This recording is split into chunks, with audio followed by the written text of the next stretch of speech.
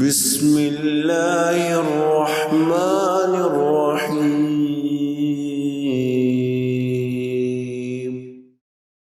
نحمده ونصلي على رسوله الكريم. اعوذ باللہ من الشیطان الرجیم. بسم اللہ الرحمن الرحیم. رب اشرح لي صدری ویسر لي امری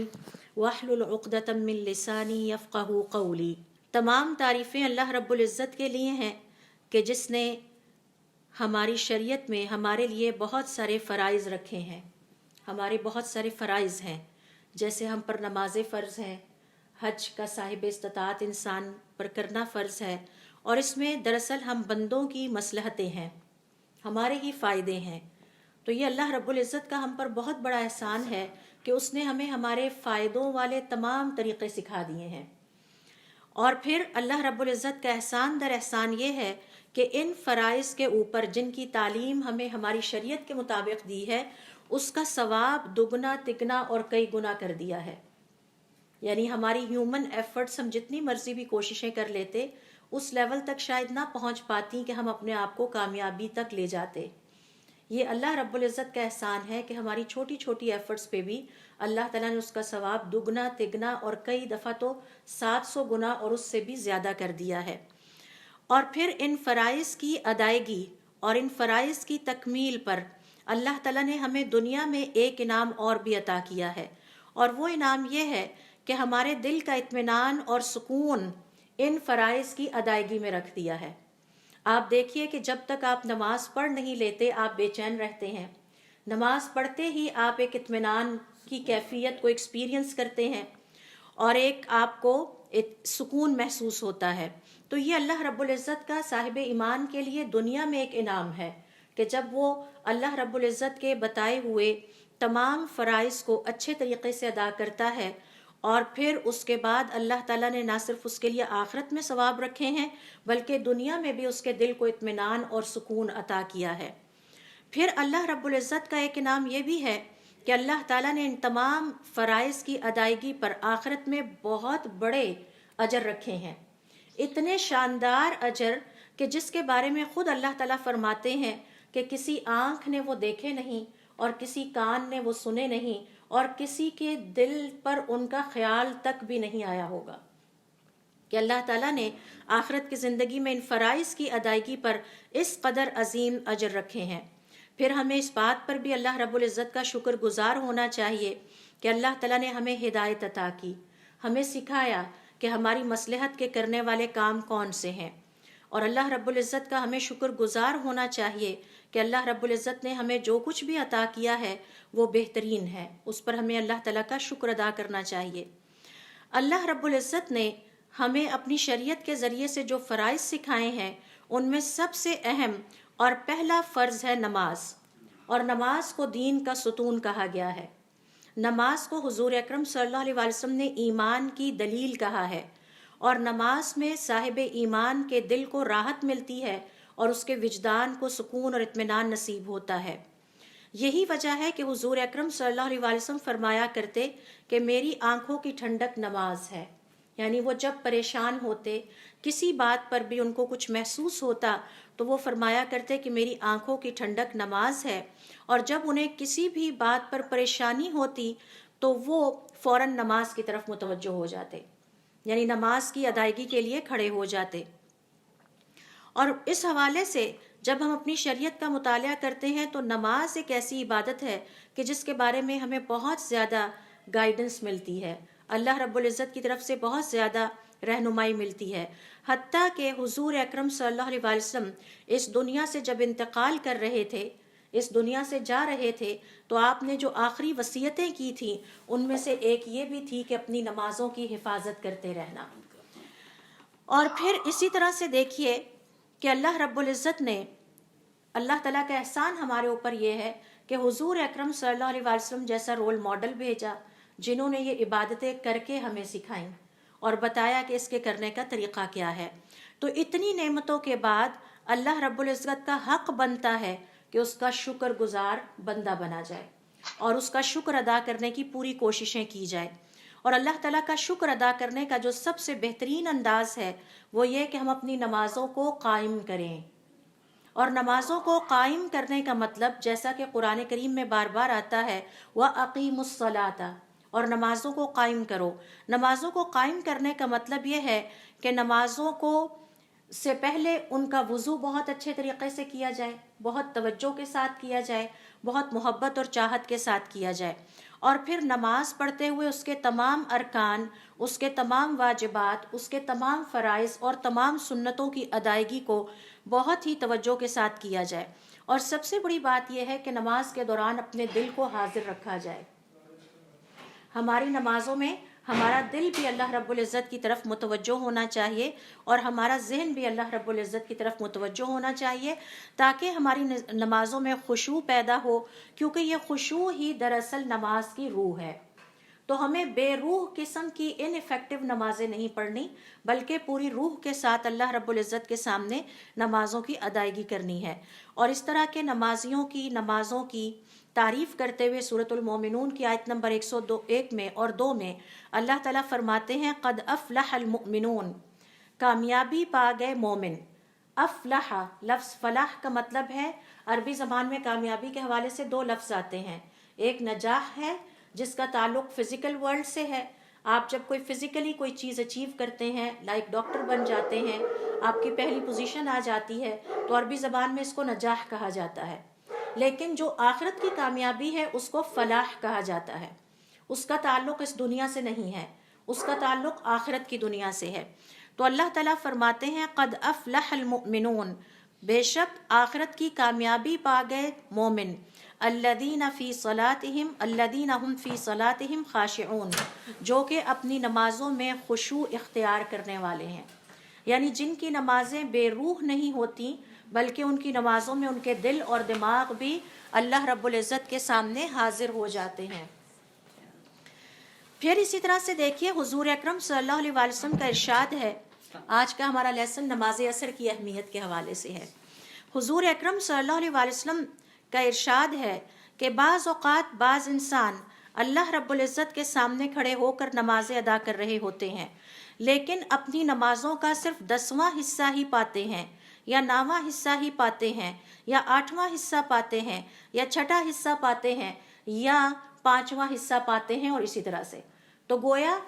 یہ ہر انڈیویجول کی نماز اللہ رب العزت کے سامنے ڈفرنٹ ویلیو رکھتی ہے۔ اگر ایک صف میں 5 خواتین کھڑی ہیں تو یہ ضروری نہیں ہے سب کو 10/10 مارکس نماز میں ملے، کسی کو 8/10، 10 میں سے 8، جیسی نماز اس نے پڑھی اس کے مطابق اس کی نماز لکھ لی جاتی ہے۔ تو یہ دراصل جو خشوع ہے وہ یہ ہے کہ ہم اپنے دل اور دماغ کو اللہ تعالیٰ کی طرف متوجہ کر کے اپنی نمازوں کو ادا کریں۔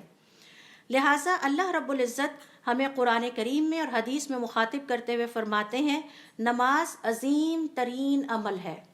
نماز جتنی بڑی عبادت کوئی اور ہے ہی نہیں، کوئی اور عمل اتنا عظیم نہیں ہے، اور اللہ رب العزت کے ہاں یہ انتہائی عظمت والا عمل ہے۔ حضور اکرم صلی اللہ علیہ وسلم کو اللہ تعالیٰ نے معراج کے موقع پر 7ویں آسمان پر بلا کے یہ نماز فرض کی تھی، حالانکہ وہی بھی نازل ہو سکتی تھی، بتایا جا سکتا تھا، لیکن ایسا نہیں ہوا۔ اور پھر یہ دیکھیے کہ اللہ رب العزت نے جس وقت نماز کے بارے میں حضور اکرم صلی اللہ علیہ وسلم کو بتانا تھا تو ڈائریکٹلی بغیر کسی حجاب کے اور بغیر کسی واسطے کے حضور اکرم صلی اللہ علیہ وسلم سے کلام کیا۔ تو اس سے پتہ چلتا ہے کہ نماز کس قدر عظمت والا عمل ہے اور کس قدر اہمیت والا ایک مسلمان کی زندگی میں عمل ہے۔ یہ جو 5 نمازیں اللہ رب العزت نے ہم پر فرض کی ہیں، ان کے بارے میں ہم تفصیل سے انشاءاللہ سیکھتے جائیں گے، اور چونکہ یہ آپ کی طرف سے سجیشن آئی تھی کہ نمازوں کے بارے میں لیسنز پریپیئر کیے جائیں، تو یہ جو 5 نمازیں ہیں فضیلت کے اعتبار سے مختلف ہیں، یعنی 5 کی اپنی اپنی فضیلت ہے اور ہمیں اس کے بارے میں پتہ ہونا چاہیے۔ تاہم علماء کرام کا یہ کہنا ہے کہ ان میں افضل ترین عصر کی نماز ہے، افضل ترین جو نماز ہے وہ عصر کی نماز ہے، اور اس کا قرآن کریم میں اور حدیث میں جی ایسا نہیں ہے، بلکہ ان کا کہنا ہے کہ افضل ترین عصر کی نماز ہے، جبکہ میرا یہ خیال ہے کہ ہر نماز اپنی جگہ بہت اہمیت کی حامل ہے، لیکن علماء کرام کی اسٹڈی یہ ہے، وہ کہتے ہیں کہ افضل ترین عصر کی نماز ہے۔ تو آئیے ہم دیکھتے ہیں کہ ہماری شریعت میں عصر کی نماز کی کتنی فضیلتیں بیان ہوئی ہیں۔ نمبر 1، یہ وہ نماز ہے کہ جس کو قرآن کریم میں الصلاۃ الوسطیٰ کہا گیا ہے، درمیانی نماز۔ اور اس حوالے سے دیکھیے سورۃ البقرہ کی آیت نمبر 238، جس میں اللہ رب العزت کا ارشاد ہے، اور یہ امر کا صیغہ ہے، یعنی ہم پر واجب ہو جاتا ہے، فرض ہو جاتا ہے۔ حافظوا علی الصلاۃ والصلاۃ الوسطیٰ، نمازوں کی پابندی کرو، اپنی نمازوں کی حفاظت کرو، اور خاص طور پر درمیانی نماز کی۔ ابن مسعود رضی اللہ تعالیٰ عنہ کہتے ہیں کہ حضور اکرم صلی اللہ علیہ وسلم نے فرمایا، جب اس آیت کی تلاوت کی اور ہمیں یہ سکھائی، تو آپ صلی اللہ علیہ وسلم نے فرمایا صلاۃ الوسطیٰ صلاۃ العصر، یہ جو درمیانی نماز ہے جس کی تاکید ہمیں خاص طور پر علیحدہ سے کر کے دی جا رہی ہے، یہ عصر کی نماز ہے۔ یعنی حضور اکرم صلی اللہ علیہ وسلم نے توجہ دلائی صحابہ کرام کی، حافظوا علی الصلوات، نمازوں کی پابندی کرو، باقی سب کو جنرلی بیان کر دیا، والصلاۃ الوسطیٰ، اور خاص طور پر درمیانی نماز کی اس کو الگ کر کے بیان کیا۔ یہی وجہ ہے کہ علماء کرام یہ کہتے ہیں کہ نمازوں میں یہ افضل ترین نماز ہے۔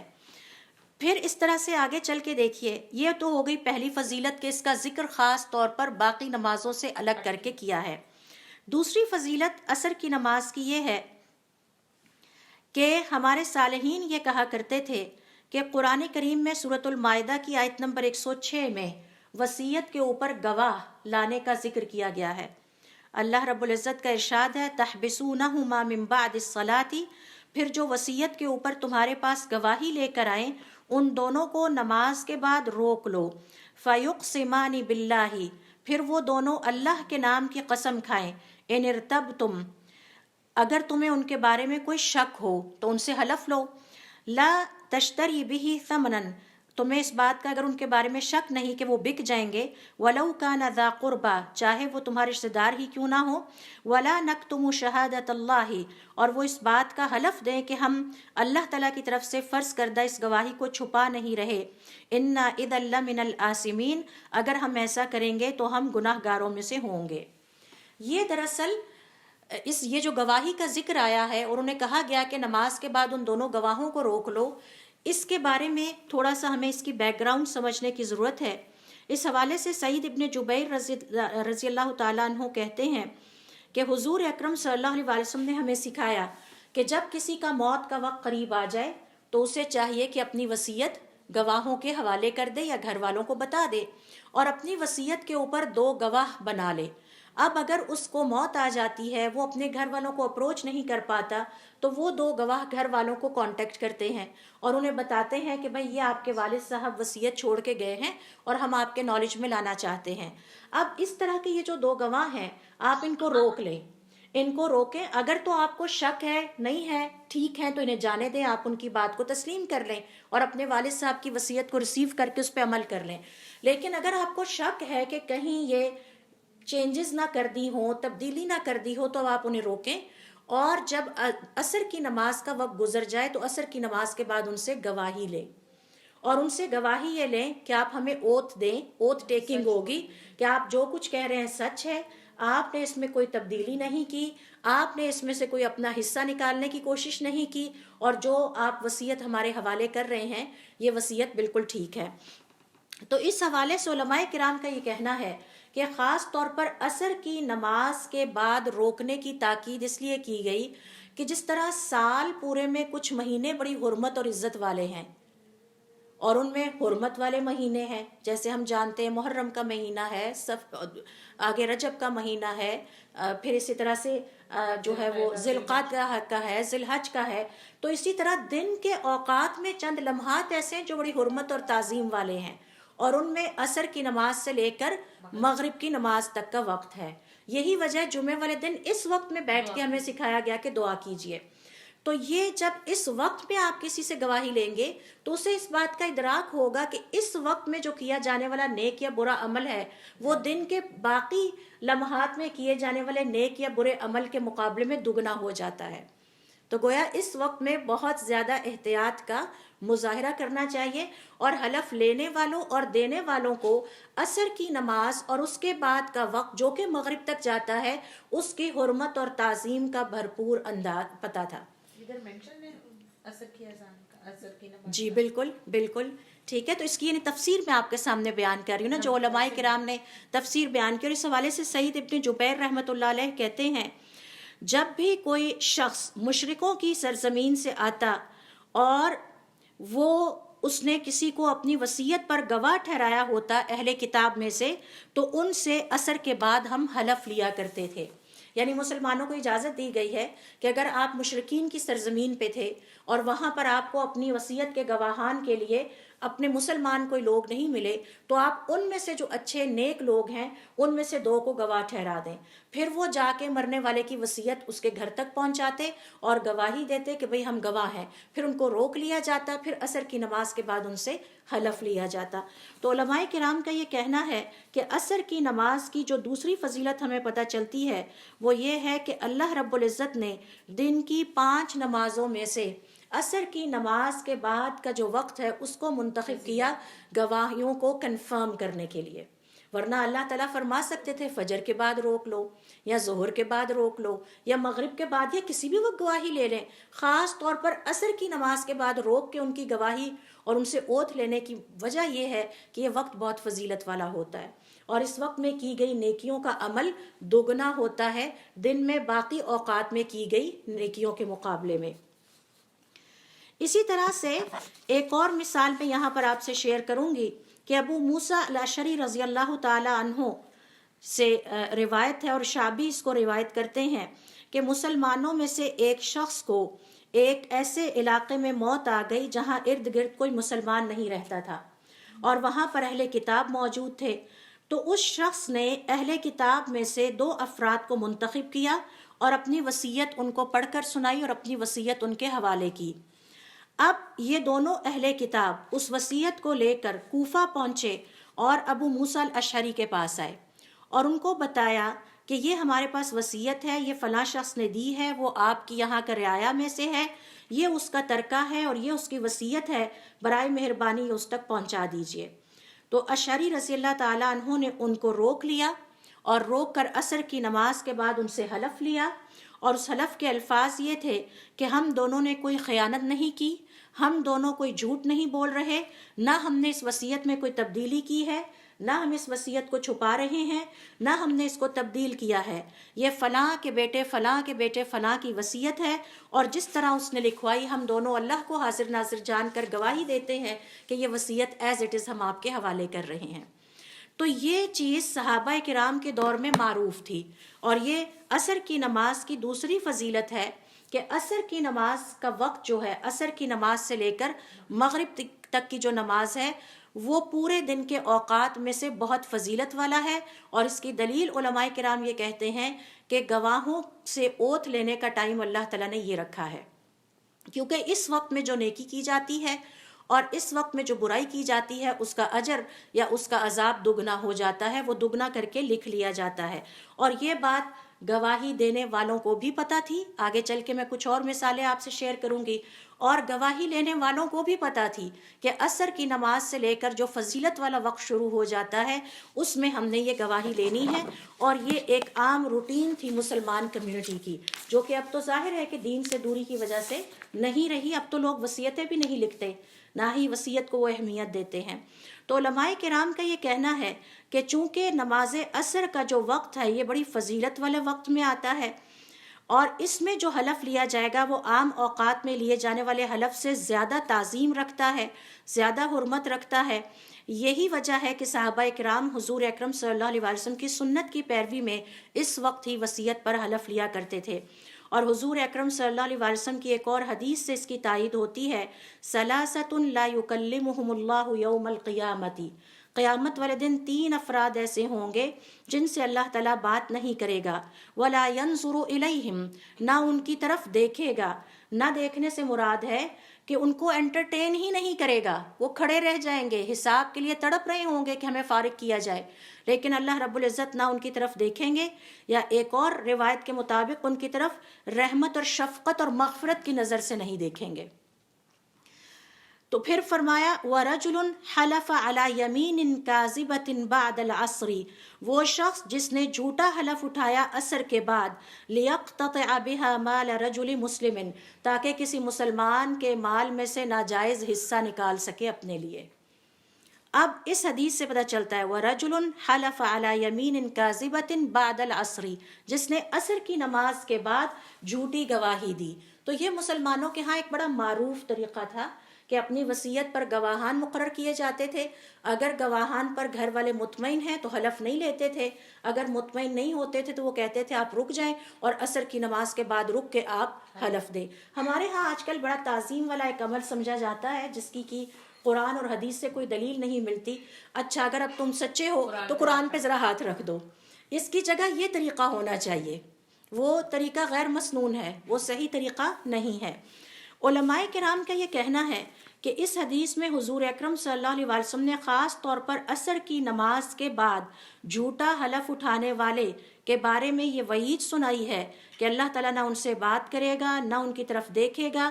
اس کا مطلب یہ ہے کہ یہ وقت ایسی فضیلت کا حامل ہے جو پورے دن میں یہ فضیلت کسی اور لمحے یا وقت کو حاصل نہیں ہے، کیونکہ یہ وقت فوری طور پر درمیانی نماز یعنی عصر کی نماز کے بعد آ جاتا ہے. یہی وجہ ہے کہ اس وقت کی نماز کو افضل ترین نماز سمجھا جاتا ہے اور اس کی اللہ رب العزت کے ہاں بہت عظمت ہے اور یہ بہت ہی عظیم عمل سمجھا جاتا ہے. لہٰذا مسلمان کو چاہیے کہ وہ اپنی عصر کی نماز کے بارے میں خاص طور پر محتاط ہو جائے اور اسے کسی بھی شکل میں ضائع نہ ہونے دے، کیونکہ عصر کی نماز کی حفاظت کا مطلب ہے اپنے دین کی حفاظت، اپنے ایمان کی حفاظت، اور عصر کی نماز کے بعد کا جو وقت ہے اس کی بھی حفاظت کرے اور اس میں جہاں تک ہو سکے اللہ تعالیٰ کی نافرمانیوں سے اپنے آپ کو بچانے کی پوری کوشش کرے، کیونکہ یہ وقت بہت فضیلت والا ہے. سیرہ عمر بن عبدالعزیز رحمۃ اللہ علیہ، جب ہم عمر بن عبدالعزیز رحمۃ اللہ علیہ کی سیرت کا مطالعہ کرتے ہیں تو پتہ چلتا ہے کہ ان کے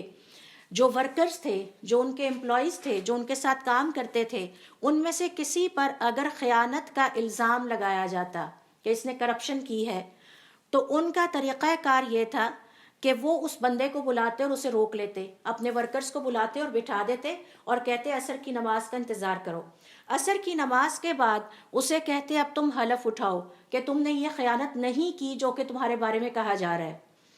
اگر تو وہ حلف اٹھا لیتا کہ میں بے گناہ ہوں تو چھوڑ دیتے، اور اگر وہ کہتا کہ نہیں میرے سے یہ غلطی ہوئی ہے تو پھر ظاہر ہے کہ اس کو اپنی سزا جو ہے وہ بھگتنا پڑتی تھی. تو یہ حضرت عمر بن عبدالعزیز رضی اللہ تعالیٰ عنہ یا رحمۃ اللہ علیہ کا طریقہ کار تھا کہ عصر کی نماز کی اہمیت مسلمانوں کے ہاں اتنی معلوم تھی، سب کو پتہ ہوتا تھا کہ عصر کی نماز کے بعد جھوٹا حلف اٹھانے کا مطلب کیا ہے، کہ اللہ رب العزت کو چیلنج کرنا اور اللہ رب العزت کے عذاب کو دعوت دینے کے مترادف ہے. لہٰذا وہ اس بات سے بہت بچا کرتے تھے. تو کرائیٹیریا یہ تھا کہ ان کے جس ورکر پہ، جس سرونٹ پہ یا امپلائی پہ کرپشن کا الزام لگتا وہ اسے بٹھا لیتے، روک لیتے اور کہتے آج تم نے عصر کے بعد حلف دینا ہے کہ تم بے قصور ہو، اگر قصوروار ہو تب بھی بتا دو، میں تم سے حلف نہیں لیتا لیکن میں تمہیں سزا دوں گا، اور اگر بے قصور ہو تو کھڑے ہو جانا، سب کے سامنے حلف اٹھانا کہ آپ سب جانتے ہیں یہ فضیلت والا وقت ہے، میرے اوپر یہ الزام لگایا گیا ہے، میں اس سے بری ہوں،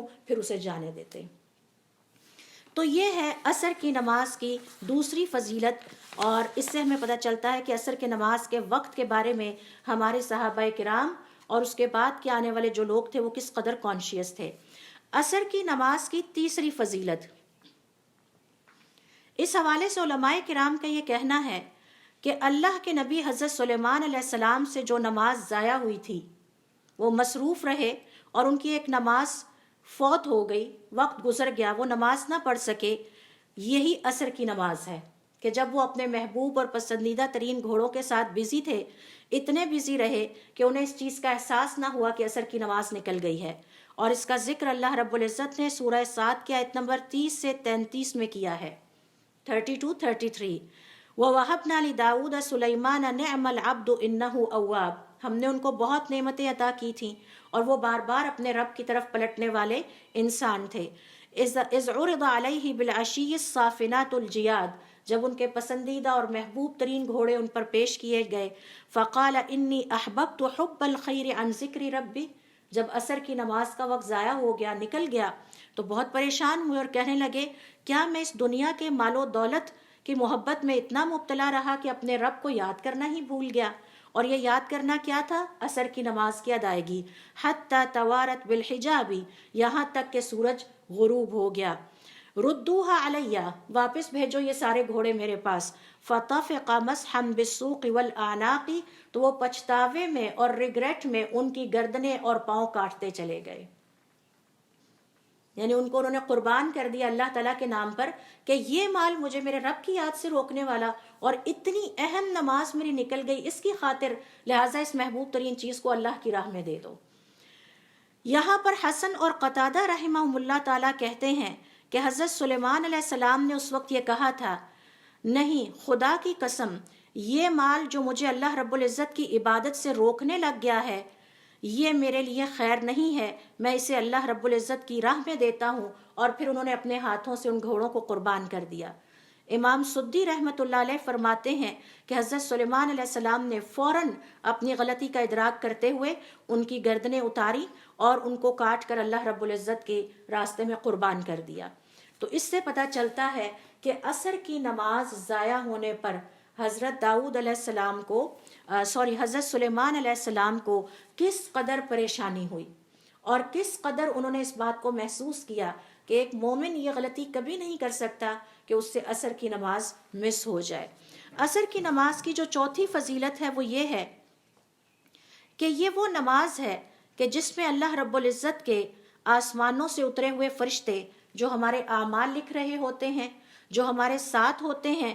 وہ اپنے گروپس میں ان کی تبدیلی کا وقت آ جاتا ہے اور وہ حاضری دیتے ہیں. ایک دفعہ فرشتے اللہ تعالیٰ کے فجر کی نماز میں حاضری دیتے ہیں اور ایک دفعہ عصر کی نماز میں حاضری دیتے ہیں. اور آج کے اس لیسن کے بعد جب ہم اپنی نمازیں ادا کر رہے ہوں تو ہمیں ان کی حاضری کو محسوس کرنا چاہیے کہ وہ ہمارے ساتھ اس وقت میں ہوتے ہیں. ابو ہریرہ رضی اللہ تعالیٰ عنہ کہتے ہیں کہ حضور اکرم صلی اللہ علیہ وسلم نے فرمایا کہ اللہ تعالیٰ کے فرشتے گروہوں کی شکل میں تم پر دن اور رات میں باری باری اترتے ہیں، اور پھر یہ دونوں گروہ ایک دفعہ فجر کی نماز میں اکٹھے ہوتے ہیں، یعنی جو رات کے وقت فرشتے تھے وہ بھی فجر کی نماز پہ اکٹھے ہو جاتے ہیں، اور جو نئے اترنے والے فرشتے ہیں وہ بھی فجر کی نماز پر جو اب آ رہے ہیں وہ بھی اکٹھے ہوتے ہیں، اور پھر ایک دفعہ یہ عصر کی نماز پر اکٹھے ہوتے ہیں. پھر جن فرشتوں نے تمہارے ساتھ رات گزاری ہوتی ہے ان سے ان کا رب سوال کرتا ہے، حالانکہ وہ جانتا ہے، کیف ترکتم عبادی، میرے بندوں کو کس حال میں چھوڑ کے آئے ہو؟ تو وہ فرشتے کہتے ہیں ترکناہم وہم یصلون، وہ آپ کے لیے نماز پڑھ رہے تھے، ہم انہیں اس حال میں چھوڑ آئے ہیں. وآتیناہم، اور جب ہم ان کے پاس پہنچے، وہم یصلون، تو وہ اس وقت بھی نماز پڑھ رہے تھے. پھر اسی طرح سے دیکھیے اسی طرح سے عصر کی نماز کی پانچویں فضیلت یہ ہے کہ حضور اکرم صلی اللہ علیہ وسلم کی حدیث کے مطابق یہ وہ واحد نماز ہے کہ جس کے ادا کرنے کا اجر آپ کے نامہ اعمال میں 2 دفعہ لکھا جاتا ہے، اور یہ فضیلت کسی اور نماز کو حاصل نہیں ہے. یعنی آپ ایک عصر کی نماز ادا کرتے ہیں لیکن اس کا ثواب دوہرا لکھا جاتا ہے، 2 نمازوں کا لکھا جاتا ہے. اس حوالے سے حضور اکرم صلی اللہ علیہ وسلم فرماتے ہیں، اور یہ حدیث بیان کی ہے صحیح مسلم نے اور صحیح بخاری نے ابی بصرہ الغفاری سے، کہ حضور اکرم صلی اللہ علیہ وسلم نے ہمارے ساتھ مخمس کے علاقے میں عصر کی نماز ادا کی، اور پھر فارغ ہو کر ہمیں مخاطب کرتے ہوئے فرمایا، ان هذه الصلاۃ، بے شک یہ جو نماز ہے یعنی عصر کی نماز ہے، عرضت علی من کان قبلکم، تم سے پہلی قوموں کو بھی پیش کی گئی تھی. یہ تحفہ اللہ تعالیٰ نے تم سے پہلی قوموں کو بھی دیا تھا، یعنی انہیں بھی کہا تھا عصر کی نماز پڑھو. فضیعوها، انہوں نے اس کو ضائع کر دیا. فمن حافظ علیہا، جس نے عصر کی نماز کی حفاظت کر لی، کان لہ اجرہ مرتین، اسے عصر کی نماز کا 2 دفعہ اجر دیا جاتا ہے. تو یہ عصر کی نماز کی 5ویں فضیلت ہے. عصر کی نماز کی 6ٹھی فضیلت یہ ہے کہ حضور اکرم صلی اللہ علیہ وسلم نے اپنی حدیث میں یہ الفاظ بیان کیے ہیں کہ جو مسلمان یا جو صاحب ایمان عصر کی نماز کو ضائع کر دیتا ہے اس کا عمل تباہ ہو جاتا ہے، ضائع ہو جاتا ہے. اور یہ بہت سخت الفاظ ہیں کہ جس نے عصر کی نماز کو ضائع کر دیا اس کے اعمال ضائع ہو جاتے ہیں. اس حوالے سے دیکھیے ابو الملیح المدنی کہتے ہیں، اور یہ صحیح بخاری کی روایت ہے، کہ ہم ایک دن بریدہ کے ساتھ تھے اور وہ بادلوں والا، بارش والا دن تھا. اس دن خوب بارش ہو رہی تھی، بادل برس رہے تھے. فقالا تو انہوں نے کہا بکروا بالصلاۃ، اپنی نماز جتنی جلدی ہو سکتا ہے پڑھ لو، کیونکہ بارش ہے، کچھ پتہ نہیں تیز ہو جائے۔ حضور اکرم صلی اللہ علیہ وسلم کو میں نے کہتے ہوئے سنا ہے من ترک صلاۃ العصر حبط عملہ، جس نے عصر کی نماز ترک کی اس کا عمل ضائع ہو جاتا ہے۔ یہ میں آپ کو جو ذکر کر رہی ہوں عصر کی نماز کی چھٹی فضیلت ہے۔ سوال یہ پیدا ہوتا ہے کہ عصر کی نماز پڑھنے پر یہ جو کہا گیا کہ عمل ضائع ہو جاتا ہے، تو اس کی تفصیل کیا ہے؟ اس کی تفصیل بھی مجھ سے سن لیجئے جو علماء کرام نے حدیث کی کتابوں کی مختلف شرحوں میں دی ہے۔ نمبر 1، عصر کی نماز کو ترک کرنے کی ایک شکل یہ ہے کہ اس کو بالکل ہی ترک کر دیا جائے، پڑھا ہی نہ جائے، آہستہ آہستہ ہماری زندگیوں سے غائب ہی ہو جائے۔ ایسا کافر کرتے ہیں اور ان کے عمل ضائع ہیں، ان کے عملوں کی اللہ کے ہاں کوئی اہمیت نہیں ہے۔ دوسری شکل یہ ہے کہ عصر کی نماز کو کبھی پڑھ لیا تو کبھی چھوڑ دیا، کبھی پڑھ لیا تو چھوڑ دیا۔ ایسا شخص کافر تو نہیں کہلائے گا، لیکن جس دن اس نے عصر کی نماز کو ترک کیا اس دن اس کا عمل ضائع ہو گیا۔ کیوں؟ اس کی رپورٹ ہی آفس میں سبمٹ نہیں ہوئی۔ فرشتوں نے رپورٹ لے کر جانا تھا، اللہ تعالیٰ کے پاس پہنچنا تھا، اللہ تعالیٰ نے پوچھنا تھا میرے بندے کو کس حال میں چھوڑ کے آئے ہو، تو وہ جو سارے دن کی رپورٹ ہے وہ اس نے زیرو کر دی۔ آپ سارا پیپر کر لیں اور سبمٹ کیے بغیر گھر آ جائیں تو کیا ہوگا؟ تو عصر کی نماز کو چھوڑنے والے کی مثال ایسے ہے کہ جیسے اس نے اس دن کی اپنی رپورٹ زیرو کر دی۔ صبح سے لے کے وہ اٹھا، اس نے فجر کی نماز بڑے اہتمام سے پڑھی، تسبیحات کی، اشراق تک بیٹھا رہا، اللہ کا ذکر کرتا رہا، گھر والوں کی خدمت کی، مریضوں کی عیادت کی، ساری نیکیاں کر کے جب عصر کی نماز آئی نہیں اٹھ سکا، وہ ساری رپورٹ اس کی ٹیبل پہ پڑی کی پڑی رہ گئی۔ فرشتے تو وہ لے کر ہی نہیں گئے، اس دن کی رپورٹ اس کی سبمٹ نہیں ہوئی اور اس کے اعمال نامے میں زیرو لگا دیا گیا۔ اور اس کی مثال میں نے آپ کو دی ہے کہ جیسے آپ پیپر کر کے پیپر اپنے ساتھ گھر واپس لے آئے تو کیا ہوگا؟ آپ کا پیپر زیرو کنسیڈر ہوگا، آپ اس میں فیل ہو جائیں گے کیونکہ آپ کا سبمٹ نہیں ہوا۔ تو علماء کرام کا یہ کہنا ہے کہ یہ جو دوسری شکل ہے عصر کی نماز کو ترک کرنے کی، کبھی پڑھ لی کبھی چھوڑ دی کبھی پڑھ لی، ایسا شخص کافر تو نہیں کہلائے گا، لیکن اس کے اس دن کے عمل ضائع ہو گئے کیونکہ اس نے عصر کی نماز ترک کر دی تھی۔ اسی طرح سے محلب کہتے ہیں کہ اس کا مطلب یہ ہے کہ جس شخص نے عصر کی نماز کو جان بوجھ کر انٹینشنلی ارادتاً ضائع کر دیا، اچھا خیر اب پڑھ لیں گے دیکھی جائے گی، انٹینشنلی ضائع کر دیا اور اس کی اہمیت کو نہ سمجھا، اس کے وقت کی فضیلت کو نہ سمجھا، حالانکہ وہ قدرت اور ہمت اور طاقت رکھتا تھا کہ وہ نماز ادا کر لے، لاپرواہی سے چھوڑ دی تو اس کا عمل ضائع ہو گیا۔ اس کا یہ مطلب ہے،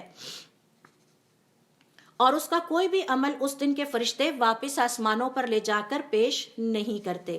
اسی طرح سے ایک اور علماء کے گروہ نے کہا ہے کہ ایک اور سوال یہ کیا گیا کیا اس کی ساری زندگی کے عمل ضائع ہو گئے یا صرف اس دن کے عمل ضائع ہو گئے؟ تو علماء کرام کا یہ کہنا ہے کہ نہیں، صرف اس دن کے جو عمل اس نے کیے تھے، پیچھے صبح سے جتنی بھی نیکیاں کی تھیں وہ ساری کی ساری ضائع ہو گئیں۔ اس طرح سے علماء کرام کا یہ کہنا ہے کہ یہ ہمیں سمجھ لینا چاہیے کہ جس دن ہم عصر کی نماز کو اگر ضائع کر دیتے ہیں اور انٹینشنلی ضائع کرتے ہیں، اس میں وہ لوگ شامل نہیں ہیں جو کہ پڑھنا چاہتے تھے، ارادہ کرتے رہے، لیکن حالات ایسے پیش آئے کہ وہ وقت پہ ادا نہیں کر سکے۔ پھر بھی آپ دیکھیے کہ ہمارے دین میں اتنی جو ہے وہ آسانی ہے کہ حضور اکرم صلی اللہ علیہ وسلم فرماتے ہیں اگر تمہیں کسی نماز میں ایک سجدہ کرنے کا بھی وقت مل جائے تو تمہاری طرف سے وہ نماز لکھی گئی ہے، یعنی نماز کو نہ چھوڑا جائے۔ ایک سجدہ بھی تم نے ٹائم پہ کر لیا، باقی اگلے وقت میں داخل ہوگی، تمہاری نماز ہو گئی ہے۔ تو اس لیے عصر کی نماز کو انٹینشنلی چھوڑنے والا اس حکم میں داخل ہے، لیکن اضطراری کیفیت آ گئی، جیسے ایکسیڈنٹ ہو گیا، وہ وقت گزر گیا، اس میں ایسا انسان شامل نہیں ہے، کیونکہ جب حالات آپ کے کنٹرول سے نکل جائیں، آپ کے قدرت سے نکل جائیں تو پھر آپ کو نہیں پوچھا جائے گا۔ تو یہ ہے عصر کی نماز کی چھٹی فضیلت کہ جس کسی نے عصر کی نماز ترک کی اس کا عمل ضائع ہو گیا، دوسرے الفاظ میں اس کا عمل اس دن جمع ہی نہ ہوا، سبمٹ ہی نہ ہوا اور وہ زیرو ہو گیا بالکل۔ تو صبح سے جتنی نیکیاں کی گئی تھیں وہ ساری کی ساری ضائع ہو گئیں۔ 7ویں فضیلت عصر کی نماز کی یہ ہے کہ اس کا چھوٹ جانا، اس کو ضائع کرنے والے کے نقصان کا والیوم یہ ہے کہ جیسے کسی دن کسی شخص کے سارے گھر والے اور مال اس سے لے لیا جائے۔ آپ دیکھیں کہ ہمارے گھر والوں میں سے کوئی ایک اگر انتقال کر جائے تو ہم کتنے گہرے صدمے سے دو چار ہوتے ہیں، اور اگر کسی کو یہ خبر دی جائے کہ آج تمہارے سارے گھر والے انتقال کر گئے ہیں، اور ساتھ ہی اس کو اگلا شوق یہ دیا جائے اور تمہارا سارا مال بھی ضائع ہو گیا ہے، تو یہ کس قدر عظیم خسارہ ہے اور کتنے دکھ اور صدمے والی بات ہے۔ تو اتنا ہی نقصان، بلکہ اس سے کئی گنا زیادہ نقصان دنیاوی لحاظ سے نہیں، نیکیوں کے اعتبار سے اور آخرت کے اعتبار سے صاحب ایمان کا ہو جاتا ہے اگر وہ عصر کی نماز کو اپنے وقت پر ادا نہیں کر پاتا۔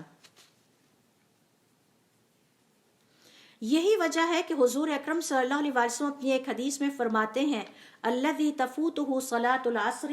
جس کی عصر کی نماز ضائع ہو گئی، وقت نکل گیا، کأنما وطر اہلہ و مالہ، گویا اسے اس کا مال اور اولاد اور گھر والے چھین لیے گئے، سب لے لیے گئے۔ تو آج صورتحال یہ ہے کہ ہم تو کسی ایک گھر والے کے انتقال کا صدمہ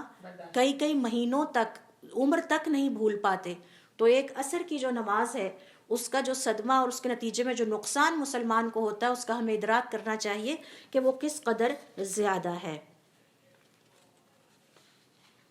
اس حوالے سے ابن الاسیر رحمۃ اللہ علیہ اپنی شرح میں لکھتے ہیں، حدیث کی شرح بیان کرتے ہوئے، کہ یہاں حضور اکرم صلی اللہ علیہ وسلم نے عصر کی نماز جس شخص کی ضائع ہو جاتی ہے اس کے نقصان کو ایک دنیاوی نقصان سے تشبیہ دی ہے، اور دنیاوی زبان میں ہمیں سمجھایا ہے کہ یہ ایسے ہی ہے کہ جیسے آپ کا کوئی بہت ہی قریبی محبوب یا پیارا یا آپ کے گھر والے قتل کر دیے جائیں یا آپ سے جدا کر دیے جائیں یا آپ کا مال آپ سے لے لیا جائے۔ آج اگر کسی عصر کی نماز نہ ادا کرنے والے کو یہ کہہ دیا جائے جس دن تم نے عصر کی نماز ادا نہ کی اس دن ہم تمہارا ایک گھر والا لے لیں گے اور رکھ لیں گے، تو آپ یقین کیجئے کہ وہ شخص کبھی پوری زندگی اپنی نماز ضائع نہیں کرے گا۔ مثال کے طور پر اگر مجھے کہہ دیا جائے کہ جس دن آپ نے عصر کی نماز ادا نہ کی آپ کے والد صاحب آپ سے لے لیے جائیں گے، اس کے بعد آپ کا بیٹا لے لیا جائے گا، پھر اگلا بیٹا، تو آپ سوچئے کہ کیا کبھی میں عصر کی نماز چھوڑوں گی؟ کبھی بھی نہیں چھوڑوں گی، کیونکہ مجھے پتا ہوگا میرے گھر والوں کی حفاظت اس میں ہے کہ میں، اور ان کا میرے ساتھ رہنا اس حقیقت میں ہے کہ میں عصر کی نماز کی پابندی کرتی رہوں۔ تو اس حوالے سے علماء کرام کا یہ کہنا ہے کہ ایسا شخص کبھی اپنی تکبیر اولا بھی فوت نہیں ہونے دے گا، ہمیشہ وقت پہ پہنچا ہوگا، اور وقت پہ پہنچنے کے بعد کوشش کرے گا کہ وہ یہ نماز ضرور پڑھے تاکہ اس کے گھر والے محفوظ ہوں اور اس کے پاس رہیں۔ تو یہ ظاہر ہے کہ ہمیں اسی طرح سے اپنی اس عصر کی نماز کی حفاظت کرنی چاہیے۔ اور سب سے بڑا خسارہ یہ ہے، سب سے بڑی مصیبت یہ ہے کہ اگر کسی کے گھر والے اور اس کا مال اس سے چھین لیا جائے، کیونکہ دنیا کی زندگی کا جو سامان اللہ تعالیٰ نے ہمیں عطا کیا ہے ان میں سے محبوب ترین یہی دو چیزیں ہیں، ایک ہمارے گھر والے ہیں اور ایک ہمارا مال ہے۔ اور گھر والوں کا ذکر پہلے کیا گیا، آج ہمارے گھر والوں میں سے کسی کو کچھ ہو جائے تو ہم اپنا محبوب اور پیارا مال بھی ان کے اوپر خرچ کرنے کو تیار ہوں گے کہ کسی طرح سے ہمیں یہ مل جائے۔ یہی وجہ ہے کہ لوگ بڑا بڑا تاوان بھرتے ہیں، کروڑوں میں پے کرتے ہیں کہ میرے فادر کو کڈنیپ کر لیا گیا ہے تو لہٰذا میری مدد کیجیے، ہم اپنے فادر کو چھڑوا لیں۔ تو آپ ذرا الفاظ کی ترتیب پہ غور کیجیے کہ کس قدر بڑی حقیقت کا یہاں پہ ذکر کیا گیا ہے۔ سورۃ النور کی آیت نمبر 56 میں اللہ رب العزت کا ارشاد ہے وَأَقِيمُوا الصَّلَاةَ وَآتُوا الزَّكَاةَ، نمازوں کو قائم کرتے رہنا اور زکوٰۃ ادا کرتے رہنا، وَأَطِيعُوا الرَّسُولَ، اور رسول کی پیروی کرتے رہنا، لَعَلَّكُمْ تُرْحَمُونَ، تاکہ تم پر رحم ہوتا رہے۔ نماز ادا کرتے رہو گے تم پر رحم ہوتا رہے گا، زکوٰۃ ادا کرتے رہو گے اللہ تعالیٰ کی رحمت کو پا جاؤ گے، پیغمبر کی پیروی کرتے رہو گے تم پر اللہ تعالیٰ کی طرف سے رحم ہوتا جائے گا۔ لہٰذا یہ جو نماز ہے یہ عظیم ترین عبادت ہے، اور حضور اکرم صلی اللہ علیہ وسلم کے دل میں اس عبادت کے لیے بہت اہمیت تھی، اور یہی اہمیت ہمیں صحابہ کرام رضوان اللہ علیہم اجمعین کے دلوں میں بھی اور ان کی زندگیوں میں بھی نظر آتی ہے۔ خاص طور پر وہ سب اس درمیانی نماز یعنی عصر کی نماز کو بہت اہمیت دیتے تھے۔ حضور اکرم صلی اللہ علیہ وسلم نے ایک دفعہ مشرکین کو بد دعا دی، اور وہ کب بد دعا دی؟ جب احزاب والے دن انہوں نے حضور اکرم صلی اللہ علیہ وسلم کو اس وقت بزی کیا جب آپ کی عصر کی نماز رہ گئی، یعنی آپ صلی اللہ علیہ وسلم نے اپنے کسی دنیاوی لاس پر کبھی کسی کو بد دعا نہیں دی تھی۔ آپ کی بیٹیوں کو ڈائیورس بھی ہوئی، آپ کو اپنا ہوم ٹاؤن چھوڑ کے دوسری جگہ بھی جانا پڑا، آپ کو گھاٹیوں میں رہنا پڑا، آپ کو گھاس بھی کھانی پڑی، ہر طرح کی مشکلات سے آپ گزرے. نوٹ کیجئے آپ صلی اللہ علیہ وسلم نے کبھی بھی بد دعا نہیں دی. لیکن احزاب کے موقع پر، غزوہ احزاب کے موقع پر، جب آپ کو مشرکین اور کفار نے اس وقت مصروف کیا کہ جس میں آپ کی عصر کی نماز رہ گئی تو آپ نے ان کو بد دعا دی. اس سے پتہ چلتا ہے کہ اس نماز کی کتنی اہمیت تھی آپ صلی اللہ علیہ وسلم کے ہاں. آپ نے کیا فرمایا؟ یہ صحیح مسلم اور صحیح بخاری کی روایت ہے جو میں آپ سے شیئر کر رہی ہوں. ملا اللہ بیوتہم وقبورہم نارا، اللہ تعالیٰ ان کے گھر اور ان کی قبروں کو آگ سے بھر دے. یعنی بہت سخت بد دعا ہے. اللہ تعالیٰ ان کے گھروں کو اور ان کی قبروں کو آگ سے بھر دے. شغلونا عن الصلاة الوسطی، انہوں نے عصر کی نماز کے وقت ہمیں بزی کیا. حتی غابت الشمس، اور ہم اس جہاد کی تیاری اور غزوے میں لگے رہے یہاں تک کہ سورج غروب ہو گیا. ایک اور حدیث میں آپ صلی اللہ علیہ وسلم کے الفاظ ہیں، اللہم، اے میرے اللہ، من حبسنا عن الصلاة الوسطی، جنہوں نے ہمیں مصروف کر دیا اور ہماری عصر کی نماز رہ گئی، فاملأ بیوتہم نارا، اے اللہ تعالیٰ ان کے گھروں کو آگ سے بھر دے، واملأ قبورہم نارا، اور ان کی قبروں کو آگ سے بھر دے. بڑے سخت الفاظ ہیں اور بڑی سخت بد دعا ہے. ابن عمر رضی اللہ تعالیٰ عنہما کہتے ہیں کہ ہم نے دیکھا کہ میرے والد کی جب کبھی اگر عصر کی نماز رہ جاتی جماعت کے ساتھ عصر کی نماز مس ہو جاتی تو وہ اس روز مغرب تک بیٹھ کر روتے رہتے، اللہ تعالیٰ سے مغفرت کرتے رہتے اور تسبیح بیان کرتے رہتے. لا الہ الا انت سبحانک انی کنت من الظالمین. بڑی زیادتی ہو گئی اللہ تعالیٰ مجھ سے کہ میں آج عصر کی نماز جماعت میں نہیں ادا کر سکا. ایک ہے انڈیویجولی ادا کر لینا، جماعت سے مس ہونے پر اتنے پریشان ہوتے کہ وہ اس کے کفارے کے طور پر عصر سے لے کے مغرب تک بیٹھے رہتے، روتے رہتے، استغفار کرتے رہتے اور اللہ تعالیٰ کی تسبیح بیان کرتے رہتے کہ اللہ تعالیٰ مجھ سے آج بہت بڑا گناہ سرزد ہو گیا ہے کہ میں عصر کی نماز کو جماعت کے ساتھ ادا نہیں کر سکا. عجیب بات یہ ہے کہ مشرکوں کو اس بات کا پتہ تھا، مشرکین کو اس بات کا پتہ تھا، کفار کو پتہ تھا کہ مسلمانوں کے ہاں عصر کی نماز بڑی عظمت والی ہے، اور وہ باقاعدہ پلان کر کے، ارادہ کر کے پلاننگ کرتے کہ ہم نے جب ان پہ حملہ آور ہونا ہے عصر کی نماز کے وقت ہونا ہے، کیونکہ ان کو تکلیف بڑی ہوگی اس بات کی. جیسے آج کسی کو ہمارا پتہ ہے، ہماری تو جو تکلیف والے پوائنٹس ہیں وہ ذرا ڈفرینٹ ہے نا. مثال کے طور پر ہمیں اپنے دنیاوی مال سے بڑی محبت ہے، تو ہمارے اوپر اگر کسی نے حملہ آور ہونا ہو، یا ہمیں نیند سے بڑی محبت ہے تو ہمارے اوپر کسی نے حملہ آور ہونا ہو تو جس وقت مسلمان گہری نیند سو رہے ہوں آپ ان پہ حملہ آور ہو جائے. ان کو عصر کی نماز سے اتنی محبت تھی کہ یہ بات مشرکین کے ہاں مشہور تھی، کفار کے ہاں مشہور تھی کہ اگر آپ نے مسلمانوں پر حملہ آور ہونا ہے اور ان کو نقصان پہنچانا ہے تو آپ خاص طور پر عصر کی نماز کے وقت ان پر حملہ آور ہوں، تاکہ ان کی عصر کی نماز چھوٹ جائے، اور عصر کی نماز چھوٹنے پر ان کو جو تکلیف ہوگی وہ کوئی اور تکلیف نہیں ہو سکتی.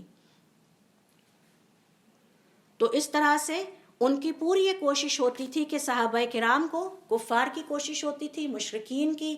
کہ صحابہ کرام کو عصر کی نماز کے حوالے سے نقصان پہنچایا جائے، کسی طرح ایسے بزی کیا جائے کہ ان کی عصر کی نماز چھوٹ جائے. اور یہ بات کہ صحابہ کرام اور حضور اکرم صلی اللہ علیہ وسلم عصر کی نماز کو کسی بھی حوالے سے چھوڑنے پر تیار نہیں، یہ بات مشرکین کو بھی پتہ تھی، کفار کو بھی پتہ تھی.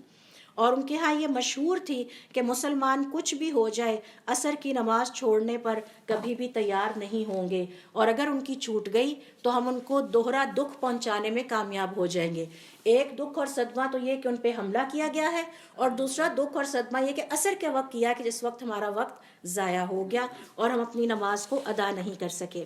لہٰذا یہ ہیں وہ چند عصر کی نماز کی فضیلتیں، اور جس سے ہمیں پتہ چلتا ہے کہ حضور اکرم صلی اللہ علیہ وسلم نے کیوں عصر کی نماز کی پابندی کرنے کی تاکید کی، اور اللہ رب العزت نے خاص طور پر سورۃ البقرہ میں ہمیں حکم دیا کہ اپنی نمازوں کی حفاظت کریں، خاص طور پر عصر کی نماز کا علیحدہ سے ذکر کیا.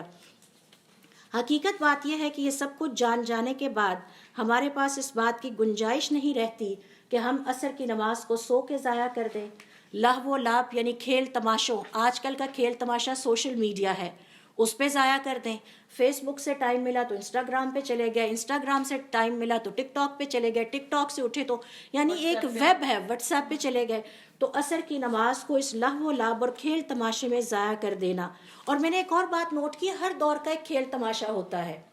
میرے بچپن کا کھیل تماشا کرکٹ میچز ہوتے تھے. میرے ساتھ کی جو فرینڈز تھیں, کلاس فیلوز تھیں, وہ کرکٹ میچز کی خاطر روزے چھوڑ دیتی تھیں یا ایگزامز کی خاطر روزے چھوڑ دیتی تھی کہ ہمارے ایگزام ہو رہے ہیں.